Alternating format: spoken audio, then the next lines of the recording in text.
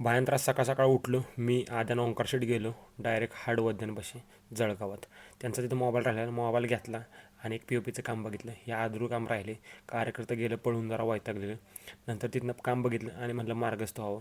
येता येता आम्ही आलो गोटू शेटच्या शेडवर. ही बघा गोटू शेटची नादी त्याची चर्चा चालली, ओंकार शेट होते.